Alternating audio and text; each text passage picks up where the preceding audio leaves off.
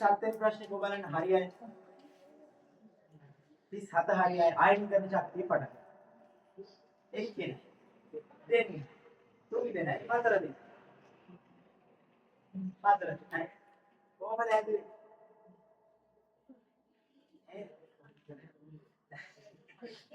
කොහමද ඇදුවේ? අර කියන බාර එකම වේලියක් ඉඳනාගේ තමයි හරි කියලා. හොඳ සෙල්ල. හරි. ළමයි ආගන්නකො දැන්. ඔන්න කතා කරන්න එපා. දැන් මම මේ කතා කරන්නේ මේ සත්‍ය ඇහෙනව නේද ඔයාලට? ඒක ඔයාලා කෑ ගැහුවොත් තමයි මට තව සත්‍ය වැඩි කරන්න වෙන්නේ. එහෙම වුණොත් මට අමාරුයි. ඒ නිසා මේ වැඩේ අපි ලස්සනට ඉවර කරමු. හරි. ඔන්න අහගන්න. අයනීකරණ ශක්තිය. මොකක්ද මේ අයනීකරණ ශක්තිය කියන්නේ? ළමයි අපි ගත්තොත් මොකක් හරි මූලද්‍රව්‍ය පරමාණුවක්. උදාහරණයක් විදිහට අපි ගමුකෝ සෝඩියම් පරමාණු. දැන් එයා රුධිරේ මතක් වෙලා. අපි ගමු ලිතියම්. ලිතියම් පරමාණු අරගන්න. ඔන්න මම ගත්ත ලිතියම් පරමාණු. හරි. මට කියන්න මේ ලිතියම් පරමාණුක ඉන්නේ ආවර්තිතාවකේ කීවෙනි තැනද? නැත්නම් මෙයාගේ පරමාණුක ක්‍රමාංකය කීයද? ආවර්තිතාවක තුන්වෙනි තැන. පරමාණු ක්‍රමාංකය 3යි. Hydrogen, helium, lithium. මෙයාගේ පරමාණු ක්‍රමාංකය 3යි. එහෙනම් මට කියන්නකො මෙයාගේ ඉලෙක්ට්‍රෝන වින්‍යාසය. ඒක කොහොමද කියන්නේ? අපි ගත්තොත් පරමාණුව.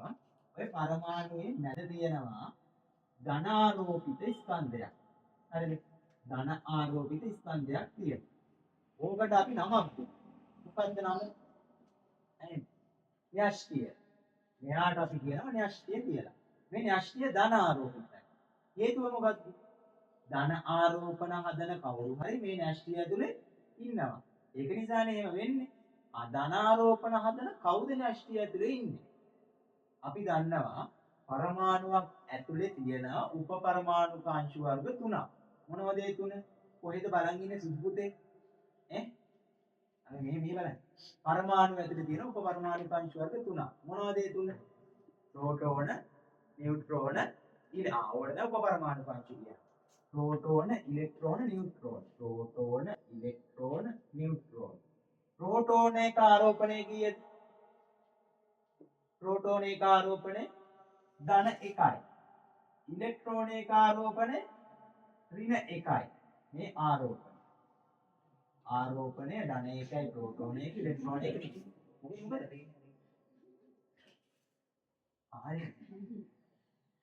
होगा ना तो बाहर केस भी रख लेने වතුරයක් වන්න මේ වතුරයක් කිව්ව කෝක් එකට දාන්න. ඕවා ඒක එහෙම ඇලුවා මේ ඇල් වතුර දාගන්න කලින් සිංක් එක.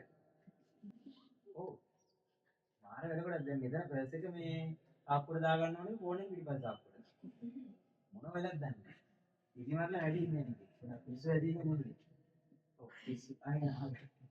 නියුට්‍රෝන එක ආරෝපණය කීයද? යාට ආරෝපණයක් නැහැ. තමයි මේ ධනේක ඍණේක කියලා දාන්නේ. මේ ආරෝපණ ඉලෙක්ට්‍රෝනයට සාපේක්ෂව. හරිද? ඉලෙක්ට්‍රෝනික ආරෝපණය කූලෝම් ඍණ 1.6 වාරය 10 ඍණ ඔන්නෝම ගාණක් තමයි තියෙන්නේ. හරිද? මට ඒක හරියට මතක නැහැ. ඉලෙක්ට්‍රෝනික ආරෝපණය. අන්න එයාට සාපේක්ෂව තමයි මේක දාන්නේ. එතකොට ප්‍රෝටෝනයේ ආරෝපණය ඉලෙක්ට්‍රෝනයේ ආරෝපණය වගේම ධනාගයක්. ඒ නිසා ප්‍රෝටෝනයේ ආරෝපණය ඉලෙක්ට්‍රෝනයට සාපේක්ෂව ධන එකයි. එයාගේ එකේදී ඍණ එකයි නියුට්‍රෝනයට ආරෝපණයක් නැහැ. ළමයි න්‍යෂ්ටිය ධනාරෝපිත වෙන්න නම් කවුද මේක ඇතුලේ ඉන්නවද? න්‍යෂ්ටිය ධනාරෝපිත වෙන්න නම් කවුද මේක ඇතුලේ ඉන්නවද? උත්තර දෙන්න. ප්‍රෝටෝන. තව කවුද ඉන්නවද? ඉලෙක්ට්‍රෝන ඍණාරෝපිතයි. එතකොට න්‍යෂ්ටියේ ධනාරෝපිත කොටකුයි ඍණාරෝපිත කොට මේක හරියන්නේ නැහැනේ. හරිද? එයාලා පැත්තකට වෙලා ඇද්දිනේ. තව කාටද ඉන්න පුළුවන්. න්‍යෂ්ටිය ධනාරෝපණ වෙන්න ආරෝපණ නැති අයට ඉන්න පුළුවන්. න්‍යෂ්ටිය කවුද ඉන්නේ? ප්‍රෝටෝනයි නියුට්‍රෝනයි. අන්න ඒ දෙකොල්ලෝ තමයි න්‍යෂ්ටියේ ඉන්නේ. හරිද? මෙයාලට ළමයි ස්කන්ධක් තියෙනවා. හරිද? මෙයාලට ස්කන්ධ තියෙනවා. ළමයි ප්‍රෝටෝනයේ ස්කන්ධය අපි කියනවා එකයි කියලා. නියුට්‍රෝනයේ ස්කන්ධයත් අපි කියනවා එකයි. ඔය ස්කන්ධය කියන්නේ ප්‍රෝටෝනයේ ස්කන්ධයට සාපේක්ෂව. කියන්නේ දෙන්නගේම ස්කන්ධ එක සමානයි. හරිද? එක වගේ. හැබැයි sorry නියුට්‍රෝන ස්කන්ධය එකයි. ඉලෙක්ට්‍රෝන ස්කන්ධය. ඉලෙක්ට්‍රෝන ස්කන්ධයක් නැද්ද? තියෙනවා. හැබැයි ඒක ප්‍රෝටෝනේ ස්කන්ධය වගේ 1840න් එකක්. ඒ කියන්නේ ප්‍රෝටෝනේ ස්කන්ධය එකයි නම් ඉලෙක්ට්‍රෝනේ ස්කන්ධය එක බෙදීම 1840. එතකොට ගොඩාක් අඩු වෙලක්කමක් නේද එන්නේ. ඒක නිසා අපි ඉලෙක්ට්‍රෝනේ ස්කන්ධයක් නැහැ කියලා හිතනවා. ඒක ගොඩාක් පොඩි. මෙන්න මෙහෙම එකක් ඉගෙන ගත්ත නේද අපි කලින්. හරි. දැන් අපි යමු න්‍යෂ්ටියට. දැන් න්‍යෂ්ටියේ ඉන්නේ ප්‍රෝටෝනයි නියුට්‍රෝනයි. ඒක නිසා න්‍යෂ්ටිය ධනාරෝපිතයි. එතකොට ඉලෙක්ට්‍රෝන පරමාණුව ගත්තොත් දැන් මේ ඉන්නේ පරමාණුව ඇතුළේනේ. ඒ ඉලෙක්ට්‍රෝන ටික මෙන්න මේ න්‍යෂ්ටිය වටේ මොන ආරෝපිත න්‍යෂ්ටිය වටේද? ධනාරෝපිත න්‍යෂ්ටිය වටේ එයාලා નિયમિત මාර්ගවල මොනව කරනවා? රවුන්ඩ් ගන්නවා. හරිද? එයාලට අදාළ මාර්ගවල රවුන්ඩ් ගන්නවා. මෙන්න මේ මට්ටම් වලට කියනවා ශක්ති මට්ටම් කියලා. හරිද? ශක්ති මට්ටම්. ඔය ශක්ති මට්ටම් ළමයි පරමාණුව ලොකු වෙන්න මොනව වෙන්නේ? දැන් පරමාණුවක් ලොකු වෙනවා කියන්නේ එයා ළඟ තියෙන ප්‍රෝටෝන, නියුට්‍රෝන, ඉලෙක්ට්‍රෝන ගණන් මොනව වෙනවද? ලොකු වෙනවානේ. එතකොට පරමාණුවක් ලොකු වෙන්න මේ ඉලෙක්ට්‍රෝන ප්‍රමාණයත් මොනව වෙනවද? වැඩි වෙනවා. එතකොට මේ පාරක නැත්තම් මේ ශක්ති මට්ටමක තියාගන්න පුළුවන් ඉලෙක්ට්‍රෝන ප්‍රමාණයක් තියෙනවා. දැන් පරමාණුව ලොකු වෙන්න ඉලෙක්ට්‍රෝන ප්‍රමාණය වැඩි වෙන්න මොනව වෙනවද? ශක්ති මට්ටම් ගන්න වැඩි වෙනවා. ඒ කියන්නේ පරමාණුව ලොකු වෙන්න ශක්ති මට්ටම් ගණන වැඩි වෙනවා. හරිද? ශක්ති මට්ටම් ගණන. ඊළඟට ඈතට යන්න මේ ශක්ති මට්ටම් දෙකක් අතර තියෙනනේ පරතරයක්. අන්න ඒක ටික මොනව වෙනවා යනවා. අඩු වෙලා යනවා. එහෙමත් වෙනවා. හරිද? දැන් මේ ළමයි ශක්ති මට්ටම්. මේ පළවෙනි ශක්ති මට්ටම. මේ දෙවෙනි ශක්ති මට්ටම. අපි කියන K L. මේ තුන්වෙනි ශක්ති මට්ටම. M. තව අපි ශක්ති මට්ටමක් හඳුන්වමු. හතරවෙනි ශක්ති මට්ටම. N. මේ එක ශක්ති මට්ටම් වල තියාගන්න පුළුවන් ඉලෙක්ට්‍රෝන ප්‍රමාණයක් තියෙනවා. හොඳට අහගන්න. මේ ශක්ති මට්ටම පළවෙනි ශක්ති මට්ටම තියාගන්න පුළුවන් ඉලෙක්ට්‍රෝන ගාන කීයද? ළඟ කෙනෙක් කියන මතක දෙන්න. 2යි. L වල දෙවෙනි ශක්ති මට්ටමේ 8යි. M වල 10 2 8 18යි. 18යි. N එකේ 32යි. ඔන්න ඔහොම එක ශක්ති මට්ටම් වල තියාගන්න පුළුවන් ඉලෙක්ට්‍රෝන ගණන් තියෙනවා. හරිද? අපි දැන් O level සිලබස් එකේ ඉලෙක්ට්‍රෝන වින්‍යාසය ලියනවා කියලා කරන්නේ දැන් මොකක් හරි පරමාණුවක් අරගෙන එයාගේ පරමාණු ක්‍රමාංකය. ඒ කියන්නේ එයා ඉන්න තැන බලන්න. එයා ඉන්නේ 10 වෙනියට නම් එයා ළඟ තියෙනවා ළමයි ප්‍රෝටෝන කීයක්? පරමාණු ක්‍රමාංකය සමාන වෙනවා ප්‍රෝටෝන ගන්න. එයා ඉන්නේ 10 වෙනි තැන නම් පරමාණු ක්‍රමාංකය 10 නම් පයන්න. පරමාණු ක්‍රමාංකය මොකද ගණන් සමාන වෙන්නේ? ප්‍රෝටෝන ගණනට. ඉන්න තැන 10 නම් ප්‍රෝටෝන ගණන 10යි. එහෙනම් මේ පරමාණුවේ ධනාරෝපණ කීයක් තියෙනවද? අනේ උත්තර දෙන්න. ප්‍රෝටෝන 10 නම් ධනාරෝපණ 10යි. ධනාරෝපණ 10යි මේ පරමාණුවක් ගත්තොත් මෙයා උදාසීනයි. ඒ කියන්නේ ධන ඍණ ආරෝපණ වල එකතුව කීයක් වෙනවද? ඒ ධනාරෝපණ ටික ඍණාරෝපණ ටික එකතු කරන් ගියාට පස්සේ බිඳුවක් වෙනවා. එහෙම නැත්නම් ධනාරෝපණ ඍණාරෝපණ සමාන වෙනවා. අන්න එහෙම එකක් තියෙනවා. හරිද? එහෙනම් 10 වෙනියට ඉන්න කෙනාට ඉලෙක්ට්‍රෝන කීයක් තියෙනවද? 10 වෙනියට ඉන්න කෙනාට පරමාණු ක්‍රමාංකය 10 නම් ප්‍රෝටෝන 10යි ඉලෙක්ට්‍රෝන අනේ කියන කටින් උත්තර දෙන්න. 10යි. ඒක කතා කරන්නේ. ඉලෙක්ට්‍රෝන 10ක් තියෙනවා. හරිද? වින්‍යාසය ලියනවා කියලා කරන්නේ අන්නේ යාළඟ තියෙන ඉලෙක්ට්‍රෝන ගාන ශක්ති මට්ටම් වලට බෙදලා දාන්න. දැන් උදාහරණයක් විදිහට අපි අරගන්නකෝ සෝඩියම් පරමාණු Na සෝඩියම්. අත්කාල මට කියන්න මෙයා ඉන්න තැන මෙයාගේ පරමාණු ක්‍රමාංකය කීයද කියලා. 11. ආවර්තවක පාඩම් වෙලා තියෙනවා. මෙයා ඉන්නේ 11 වෙනි තැන. දැන් පේපර් එක ගත්ත ගමන් ටක් ගාලා ආවර්තවක වෙද පේපර් එක පොලේ ගත්ත ගමන් ආවර්තවක වෙද ගන්න. හරිද? ඒකේ පාඩම් වෙලා තියෙනවා. ඒකට දැන් මතක තියෙන්නේ නැහැ නේ බොරු කියන්න ඕනේ නැහැ නේ. ඒක නිසා ඇදලා තියාගන්න. ඒක Tamanටම ලේසි. මෙයා ඉන්නේ 11 වෙනි තැන. මෙයා ඉන්නේ 11 වෙනි තැන නම් මෙයා ළඟ තියෙන ඉලෙක්ට්‍රෝන ගණන කීයද? 11 වෙනි තැන නම් අනේ කියන්නේ 11. ඉලෙක්ට්‍රෝන 11. දැන් වින්‍යාසය ලියනකොට මොකද්ද කරන්නේ? ඈ එක එක ශක්ති මට්ටම් වල තියාගන්න පුළුවන් ඉලෙක්ට්‍රෝන ගණන් ලියලා දාන්න.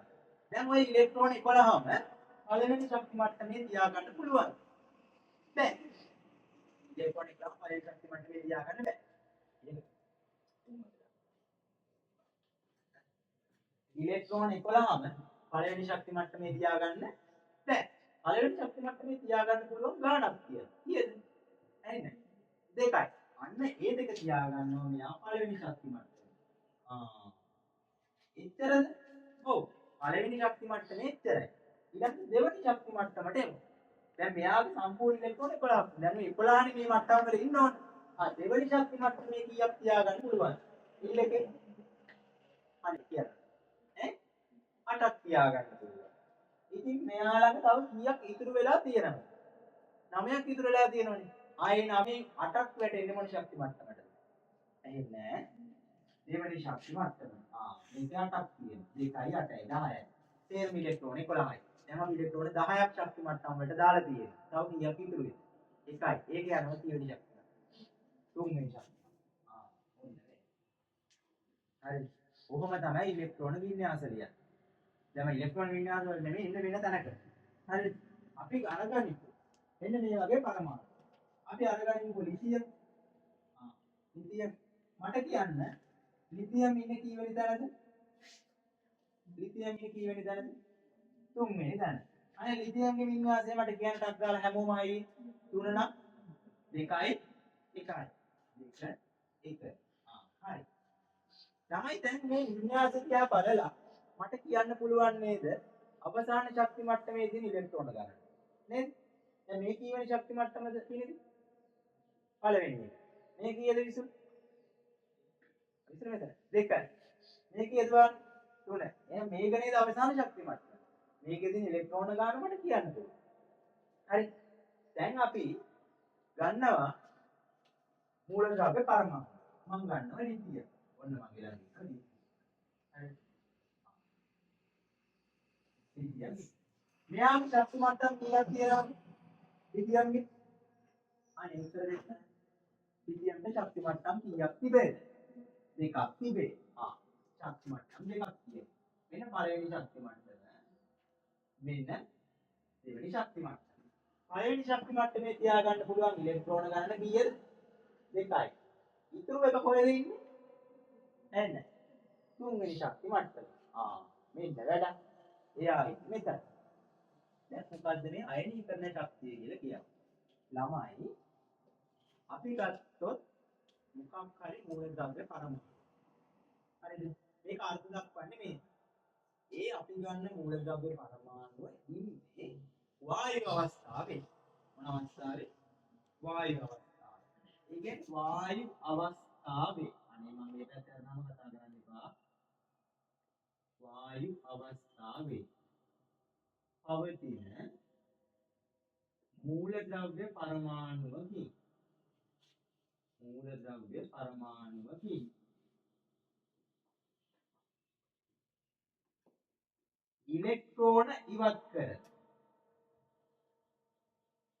ඉලෙක්ට්‍රෝන ඉවත් කර ඒ කියන්නේ වායුමය අවස්ථාවේ ඉන්න මූලද්‍රව්‍ය පරමාණුවකින් එළු ගන්නු. හරිද? වායුමය අවස්ථාවේ ඉන්න මූලද්‍රව්‍ය පරමාණුවකින් ඉලෙක්ට්‍රෝනයක් අයින් කරනවා. දැන් ඉලෙක්ට්‍රෝනයක් අයින් කරාට පස්සේ ඒ පරමාණු ඒ විදිහටම ඉන්නවද ආරෝපණයක් ලැබෙනවද? දැන් මේ පරමාණු ඇතුලේ ආරෝපණ තියෙනවා කියලා මම කිව්වනේ. අපි අරගන්නකො නිකමට ලිතියම්. ලිතියම්ගේ පරමාණු ක්‍රමාංකය කීයද? 3. දැන් ලිතියම් ළඟ ප්‍රෝටෝන කීයක් තියෙනවද? 3ක් තියෙනවා. ලිතියම් ළඟ ප්‍රෝටෝන 3ක් තියෙනවා. ඉලෙක්ට්‍රෝන 3ක් තියෙනවා. ඒ කියන්නේ ප්‍රෝටෝන 3න් හදනවා මොන 3ක්ද? ආරෝපණය ධන 3ක්. ඉලෙක්ට්‍රෝන 3න් හදනවා ඍණ 3ක්. අපිට කියන්නේ ඉලෙක්ට්‍රෝන ඉවත් කර කියලා. ඉලෙක්ට්‍රෝන දැන් මේ දෙන්න ඉන්න නිසා තමයි සමානව ඉන්න නිසා තමයි සමස්ත ආරෝපණය කීයක් වෙන්නේ? බිඳුවක් එන්නේ. අපිට කියනවා ඉලෙක්ට්‍රෝන අයින් කරනවා කියලා. දැන් ඉලෙක්ට්‍රෝන අයින් කරාට පස්සේ ඉලෙක්ට්‍රෝන අයින් කරනවා. එක ඉලෙක්ට්‍රෝනයක් අයින් කරා කියලා හිතන්න.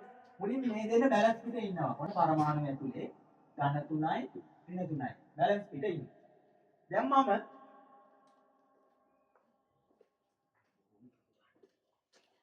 මේන ලෝඩ්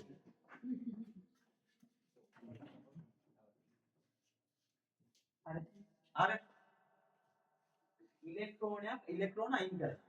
දැන් ඉලෙක්ට්‍රෝන 3ක් තියෙන නිසා ඍණ 3ක ආරෝපණයක් තියෙන. හිතන්න එක ඉලෙක්ට්‍රෝනයක් එළියට ඇදලා දැම්මා කියලා. එකක් අයින් කරා. ඍණ එකක් එළියට යනවා. දැන් ඇතුලේ තියෙන මුළු ඍණ ගාන කීයද? එකක් එළියට ගියාම එන්නේ 2යි. ඍණ 2යි තියෙනවා. දැන් මට කියන්න මේක ඇතුලේ මුළු ආරෝපණය කීයද? මේක ඇතුලේ මුළු ආරෝපණය කීයද? එන්නේ ධන ධන 1යි. ධන 3යි ඍණ 2යි මුළු ආරෝපණය ධන 1යි. අන්න බොලේ ඉලෙක්ට්‍රෝනයක් අයින් වුණාම මොන විදියට ආරෝපණය වුණාද? මොන විදියට ආරෝපණය ඉලෙක්ට්‍රෝනයක් අයින් වුණා? ධන විදියට ආරෝපණය. එහෙනම් ඔකේ අනිත් පැත්ත මොකක්ද? ඉලෙක්ට්‍රෝනයක් ඇතුළට. එතකොට මොන විදියටද ආරෝපණය? ඍණ විදියට ආරෝපණය. යොත් ධන ආවොත් ඍණ. හරියට නිකන් ඉගෙන ගන්න කාලේ O level කාලේ ගෑන් ළමෙක් ළඟට එනවා වගේ පිළිගන්න ළමෙක්. ගෑන් ළමෙක් ළඟට පිළිගන්න ළමෙක් එනවා. ආවොත් ඍණ නෙගටිව් ඉවරයි. බබාවද පන්ති කට් කරනවා. අදයක්. ඕක හරි පන්ති යන්න ඕනේ නෑ. ඉතින් අපදාලයන් කියමු. අපි යම් පාන. ඕ ගියවුරුද්ද හම්බුණා එමලා. හරිද? ඕ පන්ති යනවා කියලා පන්තියක් නෑ. අර කොහෙද? ඔයගේ පැත්තේ. ධනවලමාවතේ. අර 12 ඉඳලා හොර. 12 පැත්තේ. අස්සේ 12 පැත්තේ. 12 පැත්තේ. හරිද? ඔව්. අන්න එතකොට ඉවරයි. දැන් මේ උගන්නන එක ආයි ඉගෙන ගන්න හම්බෙන්නේ නැහැ. ඉවරයි. ආයි. ඒ පාඩම අහුවෙන්නේ නැහැ. ඉතින් විභාගයක් තුනක් කියලා වෙලා. ඊට පස්සේ ඉතින් අනේ වැරද්දක් කරේ වැඩක් නැහැ. වෙලා ඉවරයි. හරිද? ආවොත් ඍණ ඉඳලා ගියොත් ධන වෙනවා. එතකොට හිතලා ධනියෙන් වැඩක් කරන්න පුළුවන්. දැන් ඔය ටොපිට තියෙනවනේ එන අමාරුවක් අනේ යාළුවටත් කෙල්ලෙක් ඉන්නවා යාළුවටත් කොල්ලෙක් ඉන්නවා මටත් ඉඳියනම් හරි මාත් දාගන්න ඕන. දාගෙන බලපංකෝ කිය අමාරුයි. ඔව් එතනට බලපං අමාරු. කොච්චර ප්‍රශ්න වලට මුහුණ දෙන්න ඕනද ඔය කාලේ. ඒව එන මෝඩ වැඩ. අර ටොපිලගේ අර හෝමෝන වෙනස් වෙනවනේ එකපාරට. ඕව වැඩි වියටපත් වෙනවා කියලා හෝමෝන වෙනස් වෙන එක වෙන්නේ. හරිද? පිරිමි ළමයා වැඩි වියටපත් වෙනකොට පිරිමි ළමයා ගස් වලට කොටන්නේ නැහැ නේ ගිහිල්ලා. හරිද? පිරිමි ළමයා ගස් වලට කොටන්නේ නැහැ. හරිද? පිරිමි ළමයාගේ ටෙස්ටොස්ටෙරෝන් ප්‍රමාණය අදහාගත හැකි විදියට එකපාරට වැඩි වෙනවා. හරිද? ටෙස්ටොස්ටෙරෝන් වැඩි වෙනකොට අප්පට සිරි. මෙන්න 6-7 පන්ති වල ගෑන් ළමයෙක් ළඟින් යන්න බෑ. බැරි වෙලාවත් පිරිමි ළමයෙක් කතා කරලා ගෑන් ළමයාගේ පේලියක් පේලියෙන් නෙමෙයි මේ පැත්තෙන් වාඩි කරොත් මූ ඊළඟ දවස් නම් පන්ති එන්නේ. ඔව් මං ඒ වැඩේ කරන්නේ මට පාඩුයි. හරිද? මම බයිනවා විතරයි. මං ඒව කරන්නේ නැහැ. ගෑන් ළමයෙක් මේ පැත්තෙන් වාඩි කරලා එහෙම කරත් එහෙමම තමයි. හැබැයි දැන් එක්සිට් වාඩි කරලා පැනගෙන ඉන්නේ. එතන මං කියන්නේ මම පන්ති පටන් ගන්න කලින් කිව්වොත් මම පන්ති පටන් ගන්න කලින් කියනවා ඊළඟ කතා කරන්නේ නැහැ. කතා කරොත් මේ පැත්තෙන් වාඩි කරනවා. ඊට මට කතා කරන්න එක නතර කරගන්න. එයි ටෙස්ටොස්ටෙරෝන් එකපාරට වැඩි වෙනවා. එතකොට මුංගේ අර ඊගලින්ගේ ලක්ෂණ පහල වෙනවනේ. පිරිමි ළමයි ගෑන් ළමයි කෙරෙහි ආකර්ෂණය වෙනවා. ඒක අර වෙනදට වඩා වැඩි. ඒක තමයි ඒක හෝමෝනයක් නිසා වෙන දෙයක්. තමම හිතලා පාලනය කරගන්න. එච්චරයි. එහෙම කරන්න තොපි try කරන්නේ නැහැ. එහෙම එකක් වුණ ගමන් හරි දුන්නවනම් මැනි බබා ලිවිලියලේ දෙනවා නම්බර් දෙනවා කොහොම හරි දාගන්න බරක්. දාගෙන බලපන්. හරිද? ප්‍රශ්න ගොඩයි. ඔව්. අත්දැකීම් තියෙන පුද්ගලයෙක්ගෙන් අහපන්. හරි. ඉලෙක්ට්‍රෝනයක් අයින් කරාම මොන ආරෝපණයක් දෙන්නේ? උත්තරද? ධන ආරෝපණයක්. වායුමය අවස්ථාවක් වැඩක් නෑ. අහගන්න. මූලද්‍රව්‍ය පරමාණුවකින් ඉලෙක්ට්‍රෝන අයින් කරනවා. එතකොට මෙයාට ලැබෙන මොන ආරෝපණද? ධන ආරෝපණ. අනේ කතා කරන්නේ ධන ආරෝපණ. අර ඒකාකාරී බව කොට කඩන්න ඕනනේ. කතා කරන්න. ඔය මොකෝ. ඉදුර මොකෝ. නේ? ධනාරෝපණ. ධනාරෝපණ හදාගන්න. දැන් මේ බලන්න. මේ මෙයා පාඩුවේ ඉන්න කෙනෙක් නේද මේ පරමාණු. දැන් මේක කැමති වෙයිද? මෙයා ළඟ තියෙන ඉලෙක්ට්‍රෝන එහෙම අයින් කරනවට. දැන් මෙයා කැමති වෙයිද මෙයා ළඟ තියෙන ඉලෙක්ට්‍රෝන අයින් කරනවට? මෙයා කැමති නෑනේ. ඒක නිසා මේක අර ලේසියෙන් වෙන දෙයක් නෙවෙයි. හරිද? අපි මේ වැඩේ කරන්න කාර්යයක් කරන්න ඕනද නැද්ද? කරන්න ඕන. කාර්යයක් කරන්න නම් අපිට මොනව ඕන? ශක්තිය ඕන. අන්න ළමයි. මූලද්‍රව්‍ය පරමාණුවකින් ඉලෙක්ට්‍රෝන අයින් කරලා ධනායන හදන්න අපිට ශක්තියක් ඕනද නැද්ද? ශක්තියක් ඕන. අන්නේ ශක්තියට අපි කියනවා දැන් මේ ශක්තිය අපි යට දීලා මේ වැඩේ කරගන්න ඕනේ. අන්නේ ශක්තිය ධනාරෝපණ සෑදීමට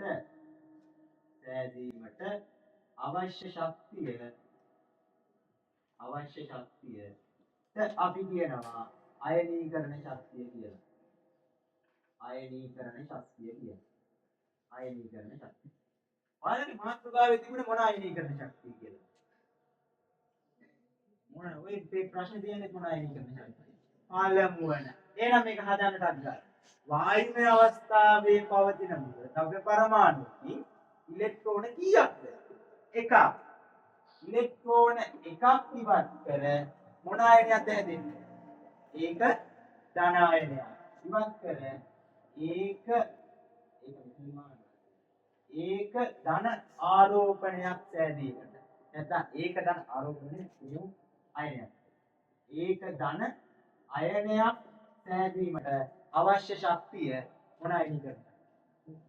පළවන අයනීකරණ ශක්තිය. එහෙනම් මේ පළවන අයනීකරණ ශක්තියදී මොකද්ද කරන්නේ කියලා තේරෙනවද? මොකද්ද කරන්නේ? මූලද්‍රව්‍ය පරමාණුවකින් ඉලෙක්ට්‍රෝනයක් මොනව කරලා දාන්න? අයින් කරලා දාන්න. අයින් කරලා දාන්න යාට ශක්තියක් දෙන්න ඕන. අන්නේ ශක්තියට අපි කියනවා මොන අයනීකරණ ශක්තිය කියලා? පළවන අයනීකරණ ශක්තිය කියලා. හරි. ඔය ටික ලියන්න. ඊළඟ ප්‍රශ්නේ.